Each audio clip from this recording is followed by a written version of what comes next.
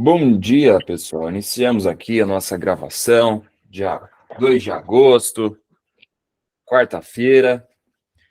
Bom dia para vocês. Como estão? Bom dia, Adriana, Vanessa, Fernanda, Iracema. Eu gosto de pet, não sei qual é o nome. Bom dia. Bom dia, Dani. Maravilha. Pessoal, vamos lá, 7h31. As pessoas vão entrando aqui. Tudo certo? Bom dia, Carlinhos. Bom dia. Bom dia. Bom dia. Vamos lá. Hoje estamos aqui novamente com o livro A Coragem de Não Agradar, dos autores Ishiro Kishimi e Fumitaki Koga. Ontem interrompemos a nossa leitura na página 180. Os capítulos que ontem conseguimos ler foram Psicologia Individual e Holismo, a meta dos relacionamentos interpessoais é a sensação de comunidade, porque só me interesso por mim mesmo, você não é o centro do mundo, e ouça a voz de uma comunidade maior. Esses foram os capítulos que lemos no dia de ontem. A partir de hoje, continuaremos nossa leitura na página 181. Se quiserem, já peguem os livros de vocês e bora acompanhar uma ótima leitura. Hoje aqui com a gente, acompanhando a leitura, Margot vai fazer aí hoje o lado do jovem novamente. Vamos com tudo então, boa leitura para todos nós. Página 181. Não repreenda nem elogie. Tudo bem, mas você não abordou o ponto essencial, que é a separação de tarefas levando à sensação de comunidade. Primeiro eu separo as tarefas. Penso que as minhas tarefas vão até certo ponto e tudo além delas é de outras pessoas. Não intervenho nas tarefas alheias e traço um limite para que os outros não intervenham nas minhas. Mas como é possível desenvolver relacionamentos interpessoais com essa separação de tarefas e alcançar a sensação de comunidade de que é bom estar aqui? Como a psicologia adleriana nos aconselha a dominar as tarefas vitais do trabalho, da amizade e do amor?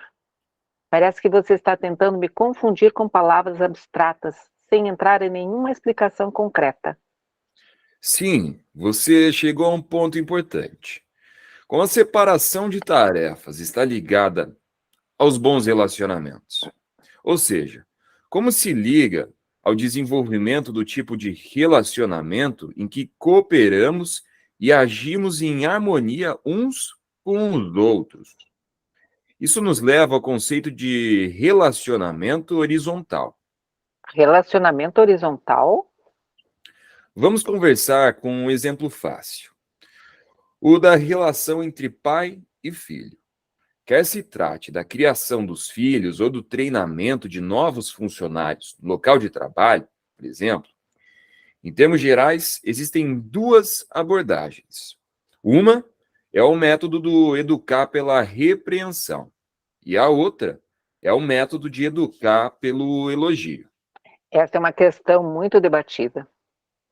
Qual das abordagens você considera melhor? Repreender ou elogiar? É melhor educar elogiando, é claro. E por quê? Veja o adestramento de animais, por exemplo. Você pode usar o chicote para ensinar truques aos animais. Esta é a típica forma de educar pela repreensão. Por outro lado, também é possível ensinar truques dando comida como recompensa ou dizendo palavras gentis. Isso é educar pelo elogio. Ambas as formas podem levar aos mesmos resultados. O animal aprende os truques. Mas quando ele aprende o truque para evitar a punição, sua motivação é completamente diferente de quando faz isso porque quer ser recompensado. No segundo caso, o aprendizado vem como uma sensação de alegria.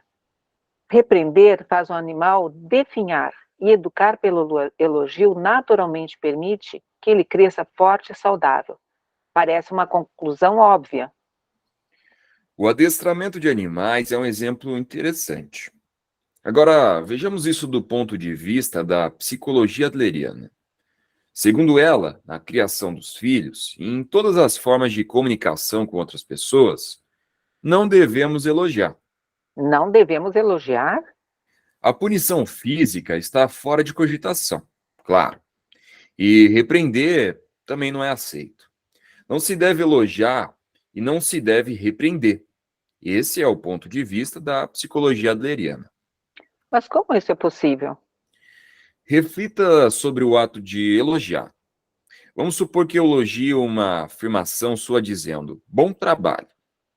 Não seria um tanto estranho? Sim, acho que me deixaria desconfortável. Pode me explicar por quê?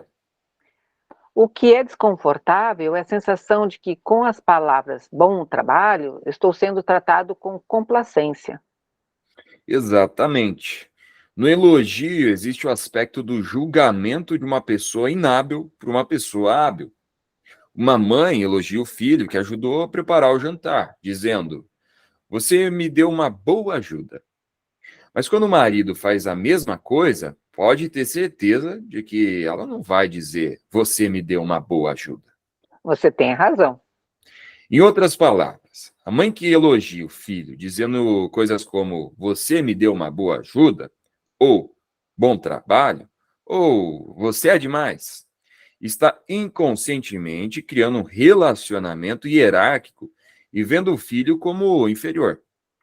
O exemplo do adestramento de animais também é emblemático do relacionamento hierárquico, ou vertical, por trás do elogio.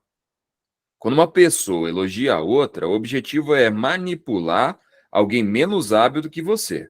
O elogio não é feito por gratidão ou respeito. Então você está dizendo que elogiamos para manipular? Isso. A única diferença entre elogiar ou repreender é o uso da cenoura e do porrete. E o objetivo por trás desses métodos é sempre a manipulação. A psicologia adleriana critica a educação por recompensa e punição, porque a intenção desse tipo de educação é manipular as crianças. Negativo. Pense nisso do ponto de vista da criança. Para ela, ser elogiada pelos pais não é a maior alegria? Ela se dedica aos estudos exatamente porque quer receber elogios. Ela aprende a se comportar porque quer ser elogiada. Foi assim comigo quando eu era criança. Como eu ansiava por elogios dos meus pais. E isso não mudou mesmo depois de adulto. Quando você é elogiado pelo chefe, a sensação é boa. É assim para todo mundo. Não tem nada a ver com razão. É pura emoção instintiva. Você quer ser elogiado, ou alguém decide elogiar você. Isso prova que tanto você como o outro veem os relacionamentos interpessoais como relacionamentos verticais. Isso também vale para você. Você deseja ser elogiado exatamente por estar vivendo em relacionamentos verticais. A psicologia adleriana rejeita todas as formas de relacionamentos verticais e propõe que os relacionamentos sejam horizontais. Em certo sentido, esse ponto pode ser considerado o princípio fundamental da psicologia adleriana. Isso é transmitido pelas palavras igual, mas não idêntico? Sim, igual, ou seja, horizontal. Por exemplo, existem homens que atacam verbalmente a mulher. Ela faz todo o trabalho doméstico e ouve comentários como: você não está trabalhando dinheiro, você não está trazendo dinheiro para casa, então cale a boca. Ou, graças a mim, temos comida nessa mesa. E tenho certeza de que você já ouviu a seguinte frase: você tem tudo de que precisa, então por que está reclamando? É extremamente vergonhoso. Esse tipo de frase que denota superioridade econômica não tem nenhuma relação com o valor humano. O funcionário de uma empresa e uma dona de casa simplesmente possuem em locais de trabalho papéis diferentes. São iguais, mas não idênticos. Concordo.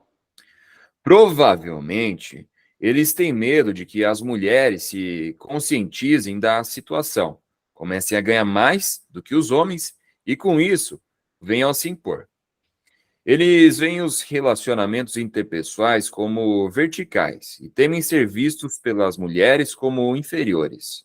Ou seja, têm um forte sentimento de inferioridade oculto. Então, em certo sentido, estão adquirindo um complexo de superioridade tentando ostentar suas habilidades? É o que parece. Em primeiro lugar, o sentimento de inferioridade é uma percepção que surge em relacionamentos verticais.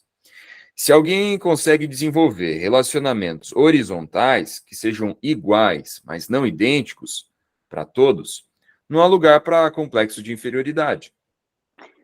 Talvez eu tenha consciência dessa manipulação em minha psique quando começo a elogiar outras pessoas. Recorrer à bajulação para cair nas graças do meu chefe, isso certamente é manipulação, não é? E o inverso também acontece. Eu tenho sido manipulado ao ser elogiado por outros. Que engraçado. Acho que eu sou exatamente esse tipo de pessoa. Como você não conseguiu romper com os relacionamentos verticais, é o que me parece. Isso está ficando interessante. Por favor, prossiga. A abordagem do encorajamento. Como você deve se lembrar, na conversa sobre a separação de tarefas, eu levantei o tema da intervenção. É o ato de se intrometer na tarefa dos outros. Por que as pessoas fazem isso? No fundo, os relacionamentos verticais também estão em jogo. A pessoa intervém porque percebe os relacionamentos interpessoais como verticais e considera o outro inferior. Então, ela intervém para tentar conduzir o outro na direção desejada. Ela se convenceu de que está certa e de que o outro está errado. Nesse caso, intervenção é manipulação pura e simples. Um exemplo típico é o dos pais, que obrigam o filho a estudar. Eles podem agir com a melhor das intenções, mas no fundo estão se intrometendo e tentando manipular o filho para que vá na direção que desejam. Se alguém consegue desenvolver relacionamentos horizontais, a intervenção desaparece? Sim, Bem, uma coisa é falar sobre os estudos de um filho, mas quando você vê alguém sofrendo na sua frente e não consegue deixar para lá, consegue? Nesse caso, você também diria que ajudar é intervir e por isso não faria nada? não se deve ignorar o sofrimento. É preciso oferecer uma ajuda que não se transforme em intervenção. Qual a diferença entre intervenção e auxílio? Lembre-se da nossa discussão sobre separação de tarefas e de quando falamos sobre o dever de casa de um filho. Como eu disse, essa é uma tarefa que o filho precisa resolver sozinho, e não que os pais ou professores possam fazer por ele. Intervenção é quando você se intromete nas tarefas alheias e dá ordens do tipo: você precisa estudar, ou entre em tal universidade. O auxílio, por outro lado, pressupõe a separação de tarefas e relacionamentos horizontais. Quando você entende que estudar é tarefa do filho, começa a pensar no que pode fazer por ele. Concretamente falando, em vez de ordenar do alto que o filho precisa estudar, você atua sobre ele de modo que ganhe autoconfiança para cuidar dos próprios estudos e enfrentar sozinho as suas tarefas. E essa ação não é forçada? Não, não é. Sem forçar e sempre mantendo a separação de tarefas. Você auxilia o filho a resolvê-las com o esforço dele. É aquilo que eu já disse. Você pode mostrar a oportunidade, mas não pode obrigar ninguém a aceitá-la. É ele quem precisa enfrentar as tarefas e tomar a decisão. Então você não elogia nem repreende. Exato. Esse tipo de auxílio baseado em relacionamentos horizontais denomina-se na psicologia adleriana encorajamento. Encorajamento? Mas você mencionou esse termo em alguma conversa anterior. Disse que explicaria melhor depois. Quando alguém não está realizando suas tarefas, não é por falta de habilidade. A psicologia adleriana ensina que o problema não é esse, mas simplesmente falta de coragem de enfrentar as tarefas. Nesse caso, a primeira coisa a fazer é recuperar a coragem perdida. Estamos andando em círculos. Isso é basicamente o mesmo que elogiar. Quando alguém é elogiado, se conscientiza de sua habilidade e recupera a coragem. Não seja teimoso, reconheça a necessidade de elogiar. Não vou reconhecer. Por que não? O motivo é claro. Essas pessoas acreditam que não têm habilidade exatamente por serem elogiadas. Como é que é? Quer que eu repita? Quanto mais você é elogiado, mais acredita que não tem habilidade. Faça um esforço para se lembrar disso. Será que existem pessoas tão tolas a ponto de acreditar nisso? A lógica está invertida. É em consequência de ser elogiado que alguém se conscientiza de sua habilidade? Não é óbvio? Errado. Mesmo que você sinta prazer em ser elogiado, isso é o mesmo que ser dependente de relacionamentos verticais e reconhecer que você não tem habilidade. Porque um elogio é um julgamento feito por uma pessoa hábil sobre uma pessoa inábil. Não consigo concordar com isso. Quando receber elogios se torna nosso objetivo, estamos escolhendo uma forma de vida alinhada com o sistema de valores de outra pessoa. Refletindo sobre sua vida até agora, você ainda não se cansou de tentar corresponder às expectativas dos seus pais? Hum, acho que sim. Primeiro, faça a separação de tarefas. Depois, aceitando as diferenças entre você e os outros, desenvolva relacionamentos horizontais. O encorajamento é a abordagem que vem a seguir. Como sentir que você tem valor? Concretamente falando, como devemos agir? Não se deve elogiar, não se deve repreender. Que outras opções existem? Pense numa ocasião em que recebeu ajuda no trabalho. Não de um filho, mas de um colega igual a você. E você provavelmente verá a resposta de cara. Quando um amigo o ajuda a limpar a casa, o que você diz? Digo obrigado. Certo. Quando diz obrigado ao colega de trabalho, você transmite palavras de gratidão. Você também pode exprimir toda a sua satisfação com estou contente. Ou transmitir seu agradecimento dizendo você ajudou bastante. Esta é uma abordagem de encorajamento baseada em relacionamentos horizontais. Só isso? Sim, o mais importante é não julgar outras pessoas. Julgamento é uma palavra que nasce de relacionamentos verticais. Se você desenvolve relacionamentos horizontais, surgem palavras de gratidão, respeito e alegria mais diretas. O argumento de que o julgamento é criado por relacionamentos verticais parece verdadeiro. Mas a palavra obrigado é capaz mesmo de trazer de volta a coragem? Acha que no fim das contas eu prefiro ser elogiado, mesmo que esteja em um relacionamento vertical? Ser elogiado, essencialmente, significa ser julgado como bom por outra pessoa. E nesse caso, a medida do que é bom ou ruim é critério dessa pessoa. Se você está atrás de elogios, precisará se adaptar aos critérios de outra pessoa e tolher a própria liberdade. Já a palavra obrigado não contém nenhuma carga de julgamento. Em vez disso, é uma expressão clara de gratidão. Quando você ouve palavras de gratidão, sabe que deu uma contribuição a outra pessoa. Então, mesmo sendo julgado como bom por outra pessoa, você não sente que deu uma contribuição? Exato. Esse ponto também está associado à nossa discussão subsequente. Na psicologia adleriana, existe uma forte ênfase na contribuição. Por quê? Bem, o que uma pessoa precisa fazer para ganhar coragem? Na visão de Adler, uma pessoa só tem coragem quando é capaz de sentir que tem valor. Quando é capaz de sentir que tem valor?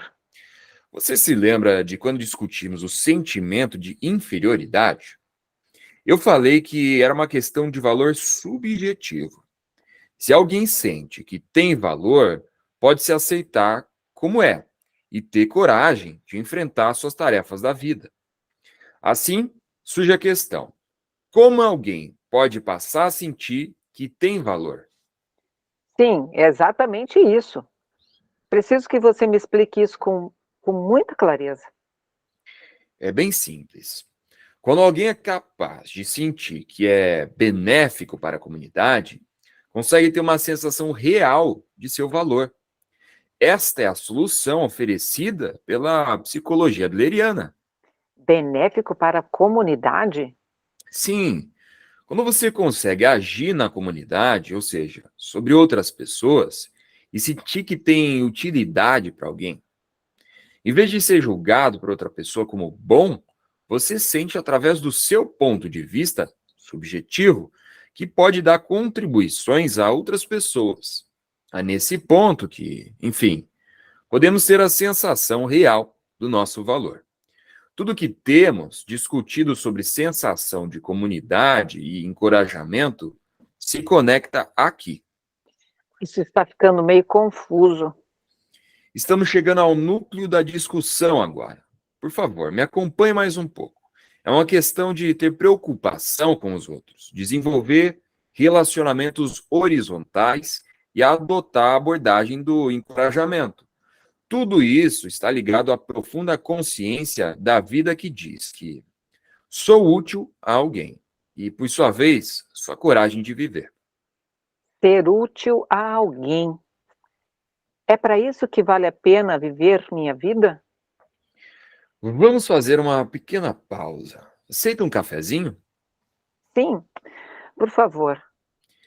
A discussão sobre a sensação de comunidade tinha se tornado confusa demais. Não se deve elogiar nem repreender. Todas as palavras usadas para julgar outras pessoas nascem de relacionamentos verticais, mas precisamos desenvolver relacionamentos horizontais. E só é possível ter uma consciência real do próprio valor quando você sente que é útil a alguém. Havia uma grande falha em algum ponto daquela lógica. O jovem sentiu isso instintivamente. Enquanto tomava o café, ele pensou em seu avô. Exista no presente. Refletiu sobre o que conversamos? Sim, aos poucos as coisas estão ficando mais claras. Acho que você não percebeu, mas agora mesmo disse algo realmente exagerado. Uma opinião perigosa, bem extrema, que nega tudo que existe no mundo. É mesmo? Qual? A ideia de que só sendo útil a alguém você se conscientiza do seu valor. Nesse caso, o que você está dizendo é que se você não é útil ao próximo, não tem valor, certo? Se tirarmos disso a conclusão lógica, a vida dos bebês recém-nascidos, dos inválidos e dos idosos acamados não vale a pena ser vivida. Mas como isso é possível? Vamos falar sobre meu avô. Ele passa os dias na cama de um asilo. Sofre de demência, não reconhece nenhum filho ou neto e, por causa da doença, é incapaz de continuar vivendo sem ajuda constante. Não dá para imaginá-lo sendo útil a alguém. Você percebe que sua opinião equivale basicamente a dizer ao meu avô que pessoas como ele não estão aptas a viver? Rejeito completamente essa ideia. Como? Alguns pais refutam minha explicação sobre o conceito de encorajamento, dizendo: nosso filho vive aprontando e nunca temos a chance de dizer obrigado ou você me ajudou bastante. O contexto é provavelmente o mesmo que você está mencionando, não é? É. Então me diga, como você justifica isso? Você está observando a outra pessoa no nível dos atos. Em outras palavras, a pessoa está fazendo algo. Desse ponto de vista, pode parecer que idosos acamados são apenas um estorvo. e não servem para nada. Mas vamos ver as pessoas não no nível dos atos, mas no nível do ser. Quando evita julgar o que elas fizeram ou deixaram de fazer, você se alegra com o fato de estarem ali, com a existência delas, e se dirige a elas com palavras de gratidão. Você se dirige à existência delas? Do que você está falando? Considerando as coisas no nível do ser, somos úteis e temos valor só por estarmos aqui. Isso é um fato indiscutível. De jeito nenhum. Chega de piadinhas. Ser útil a alguém só por estar aqui. Isso deve ter saído de alguma religião nova. Suponha que a sua mãe sofra um acidente de carro. Ela se encontra em estado grave, talvez correndo risco de morte. No momento desses, você não pensa no que a sua mãe fez ou deixou de fazer. Provavelmente vai ficar feliz se ela sobreviver e contente por ela estar reagindo. Claro. É isso que significa ser grato, no nível do ser. Talvez, em estado crítico, sua mãe não seja capaz de fazer nada que possa ser considerado uma ação. Mas só por estar viva, ela já está apoiando o seu estado psicológico e o de sua família. Portanto, é útil. E podemos dizer que o mesmo a respeito de você. Se sua vida estivesse em risco e suas chances de sobrevivência fossem baixas, as pessoas à sua volta provavelmente se sentiriam muito felizes pelo simples fato de você existir. Se sentiriam gratas por você estar a salvo no aqui e agora, e não iriam querer que você realizasse qualquer ação direta. Não haveria motivo para pensarem assim. Portanto, em vez de pensar em si no nível das ações, antes de tudo, o indivíduo se aceita no nível do ser. Esse é um exemplo extremo. A vida cotidiana é diferente. Não, é a mesma coisa. O que há de semelhante? Tente me dar um exemplo do dia a dia. Senão fica difícil concordar com você. Sem problema. Quando olhamos para outras pessoas, costumamos conceber nossas próprias imagens ideais, que usamos como base para julgar o outro. Imagine, por exemplo, uma criança que nunca é mal criada com os pais. Se destaca nos trabalhos da escola e nos esportes. Quando cresce, entra para uma boa universidade e é contratada por uma grande empresa. Alguns pais vão comparar o filho com a imagem do filho ideal, que é uma ficção inatingível, e acabar insatisfeitos e cheios de queixas. Eles avaliam essa imagem idealizada como 100 pontos. Olham para o filho e a cada defeito subtraem pontos. Essa é uma forma de pensar julgando. Os pais devem parar de comparar o filho a outra pessoa, vê-lo como realmente é e ficar contente e grato por ele existir. Em vez de subtrair pontos de uma imagem idealizada, devem começar do zero. Com isso, serão capazes de se dirigir à existência do filho. Eu diria que essa é uma abordagem idealista. Você está dizendo que mesmo que o filho mate aula, não trabalhe, se isole do mundo e não saia de casa, devemos comunicar nossa gratidão e dizer obrigado? Claro, suponha que seus filhos, que se isolaram do mundo e de repente ele vai até a cozinha e ajuda você a lavar a louça após uma refeição. Se você dissesse, chega, vá para a escola, estaria usando as palavras dos pais que depreciam o filho com base numa imagem idealizada. Isso desencorajaria seu filho ainda mais.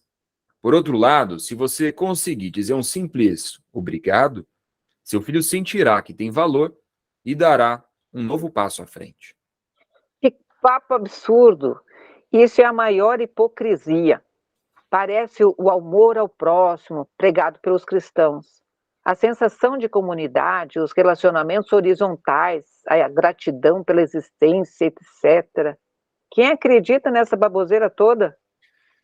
Sobre a questão da sensação de comunidade, certa vez uma pessoa fez uma pergunta semelhante à Adler. A resposta foi: você precisa dar o primeiro passo. Talvez as outras pessoas não cooperem, mas isso não diz respeito a você. Meu conselho é: comece, sem levar em conta se os outros são cooperativos ou não. Meu conselho é exatamente o mesmo. Pessoal, 8:01, interrompemos a nossa leitura na página 197.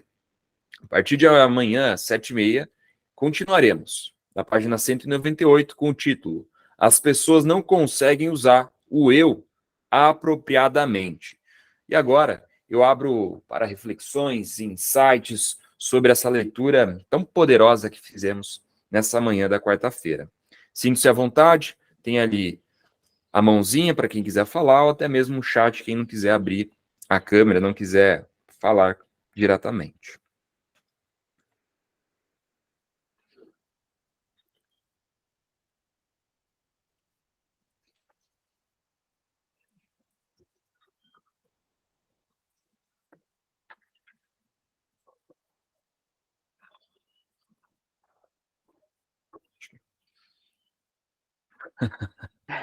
A Fernanda comentou: não tenho nada a falar, só sei que nada sei.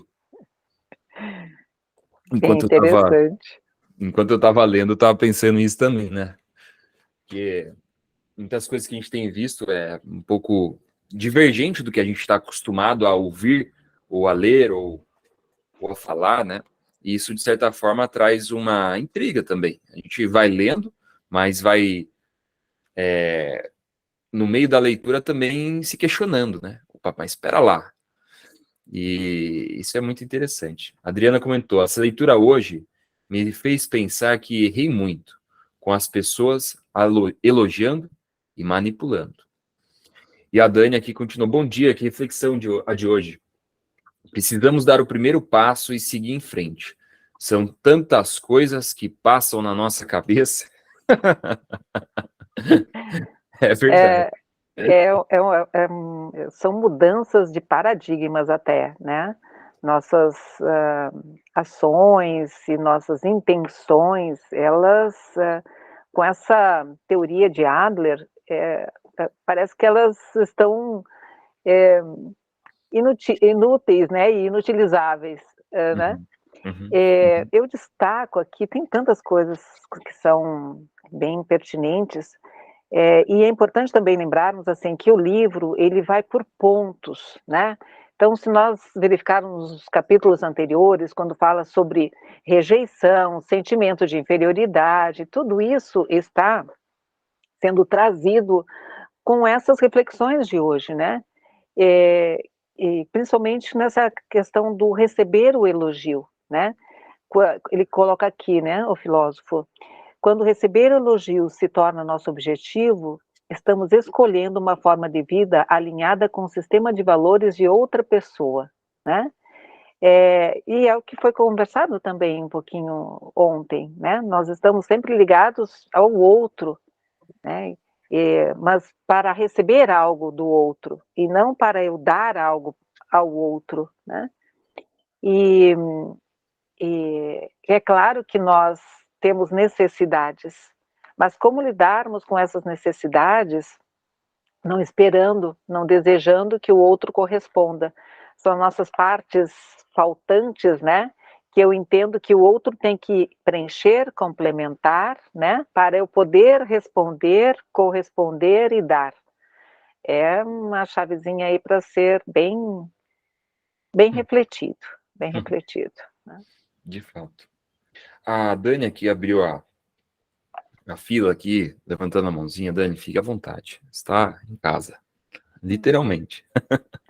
Obrigada. Uma parte que eu marquei foi quando você evita julgar, né, o que as pessoas fizeram ou deixaram de fazer, você se alegra com o fato de estarem ali, com a existência delas, e se dirige a elas com palavras de gratidão. Nossa, que reflexão, porque nós, como seres humanos, como pessoas, a nossa tendência é julgar o outro, né? Uma coisa que meu marido fala sempre para mim, fala assim: Dani, não pega o cachorro pela orelha. né, sobre os problemas das pessoas e evita o julgamento. Porque eu vou falar particularmente, eu julgo muito as pessoas. E às vezes nem sei, acho que todos nós somos assim, né? Então, quando a gente evita esse julgamento, gente, eu achei isso tremendo. Você olhar para as pessoas com um olhar de gratidão pelo simples fato delas existirem nas nossas vidas. E isso é tão forte, né?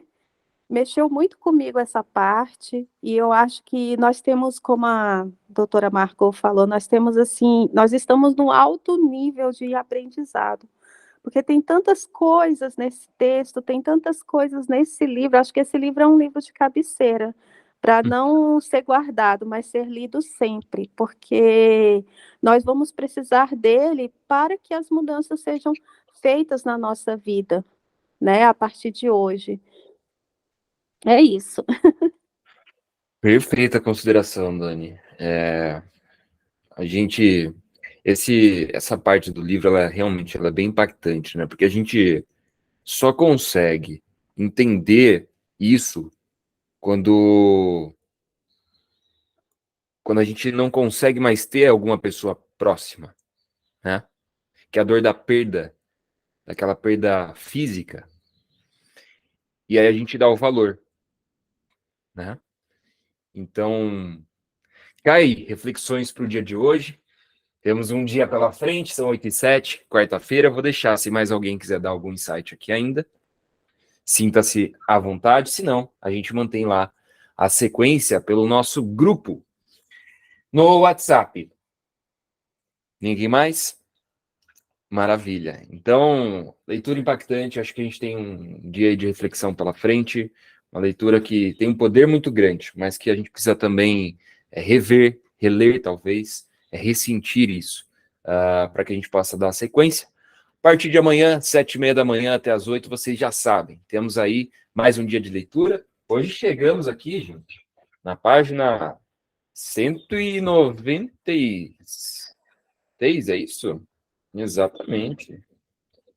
198, vamos dar continuidade amanhã. Ou seja, gente, estamos acabando já quase o primeiro livro, A Coragem de Não Agradar. Então, olha que legal. Parabéns a todos nós envolvidos aqui.